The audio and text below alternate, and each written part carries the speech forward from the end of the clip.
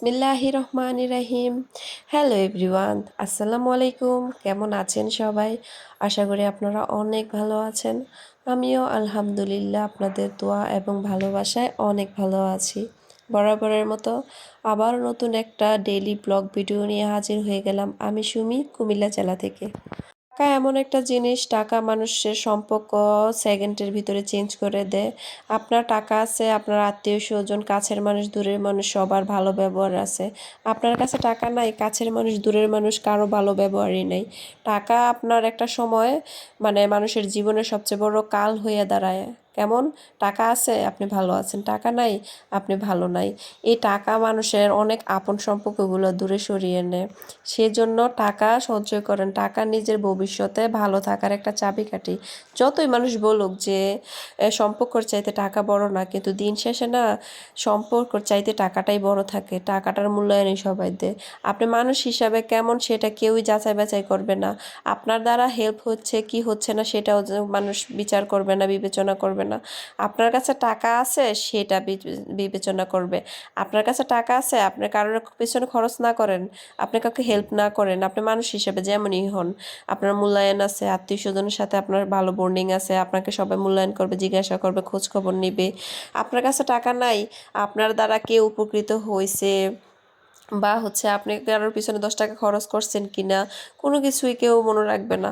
আসলে টাকাই মানুষের জীবনের সব। কারণ একটা সময়ের পরে বুঝতে পারবেন যে টাকা ছাড়া কেউ আপন নেই দুনিয়াতে। সেজন্য প্রত্যেকটা নারী এবং পুরুষের উচিত টাকা সঞ্চয় করা। তো আজকে জুম্মার দিন, সবাইকে জুম্মা মোবারক জানাচ্ছি।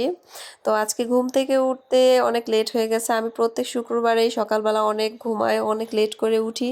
কারণ পুরো সপ্তাহ সকাল 6টা বাজে আমার ঘুম থেকে উঠতে হয়।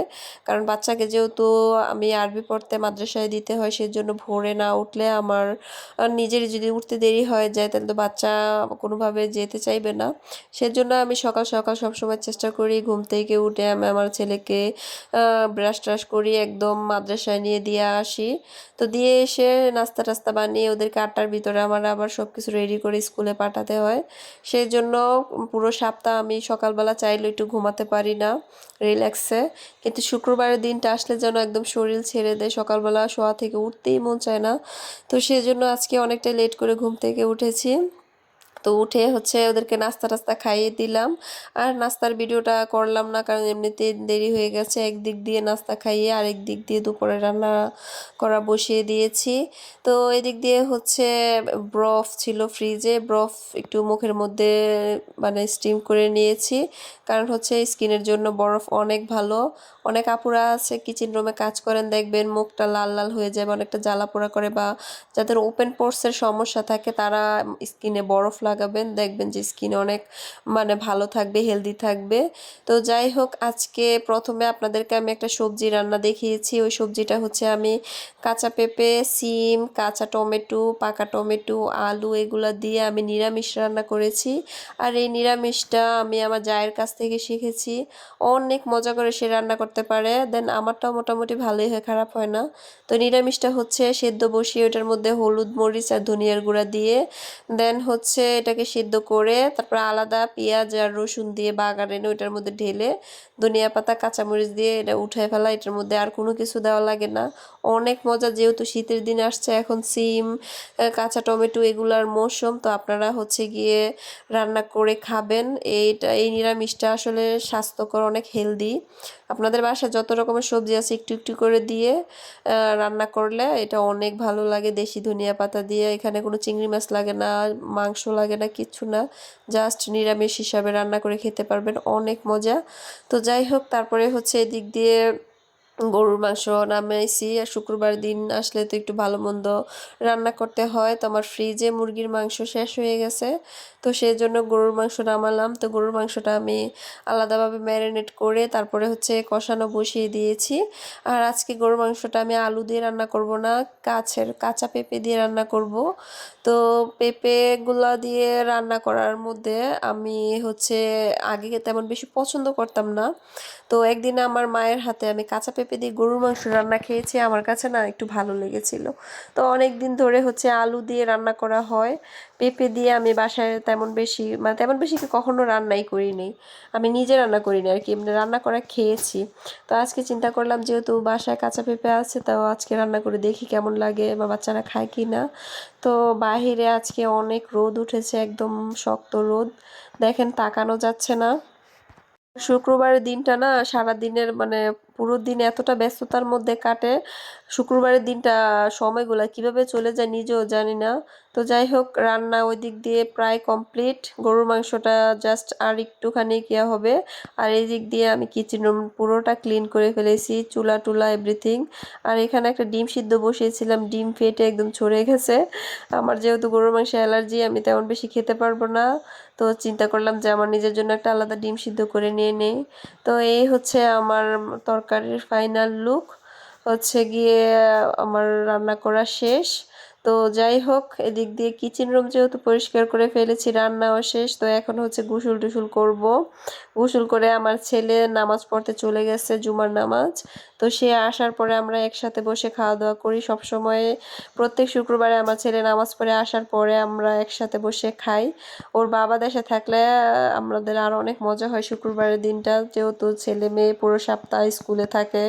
কারণ ওরা একজন এক এক টাইমে এসে টিফিন খেয়ে চলে যায়, বা হচ্ছে আমিও ওদের সাথে একসাথে বসতে পারি না, এরকম ব্যস্ততার মধ্যে চলে যায়।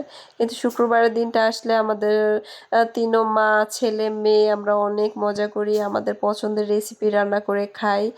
আসলে আমাদের এই ছোট্ট সংসারটার মধ্যে ছোট্ট ছোট্ট খুনসুটি, ছোট ছোট ভালোবাসা নিয়েই আমরা দিন কাটাই। আসলে দিন শেষে না মনে করবেন যে নিজেদের সন্তান, স্বামী, আমরাই। আর আশেপাশে যারা আছে তারা হচ্ছে ক্ষণিকের ভালোবাসা, আসলে ক্ষণিকের বন্ধু, ক্ষণিকের সময় পাশে থাকে। টাকা পয়সা ছাড়া না কেউ কারো জন্য না। আমি এই জন্য সবসময় আমার প্রত্যেকটা ভিডিওতে সব আপুদেরকে বলি যে টাকা সেভিংস করার জন্য। কেননা আমি বাস্তব লাইফে অনেক অভিজ্ঞতা পেয়েছি যে টাকা না থাকলে মানুষের কতটা নিজে অসহায় থাকতে হয়। কারণ টাকা আছে, আপনার নিজের একটা বল আছে। ইচ্ছা শক্তি থাকলে আর হচ্ছে বুদ্ধি থাকলে আপনি আপনার নিজের সংসার খরচ থেকেও 10-5 টাকা করে সেভিংস করতে পারবেন। আপনার যে বাহিরে ইনকাম করতে হবে পুরুষ মানুষের মতো এরকম না। আপনার নিজের সংসার থেকেও আপনি টাকা সেভিংস করে আপনি আপনার সন্তানদের ভবিষ্যৎ তৈরি করতে পারবেন। ঠিক আছে, একটা মেয়ে চাইলেই সে লক্ষ লক্ষ কোটি কোটি টাকা মানে জমাতে পারে না, কিন্তু তার যে বিন্দু বিন্দু অল্প অল্প টাকাটাও একটা সময় লক্ষ কোটি টাকার কাজে দেয়। কোনো কিছুই আপনার অমূল্য না, কোনো জিনিসই ছোট করে দেখবেন না। ছোট, ছোট ওই যে মানুষ বলে যে ৳১ সাথে আরেক টাকা মিলালেই তো ৳২ হয়, তাই না? তো বিষয়টা এরকমই। সংসার চালাতে হলে বুদ্ধি থাকতে হবে, টেকনিক থাকতে হবে। তাহলে আপনার সংসার চালাতে পারবেন আপনি সুন্দর করে গুছিয়ে। আপনার সংসার থেকে আপনি চাকরি করা বাদ দিয়েও আপনি টাকা পয়সা সেভ করতে পারবেন। বর্তমানে কঠিন সমাজে টাকা মানুষকে অন্ধ করে দেয়। টাকা ছাড়া মানুষ এক বিন্দু চলার মতো কোনো সুযোগ নেই। একটা সময় ছিল টাকা ছাড়া মানুষ চলতে পারত, কিন্তু বর্তমান সমাজে আপনি পায়ে মানে এক কাইক বাড়াতে হলে আপনার টাকার প্রয়োজন।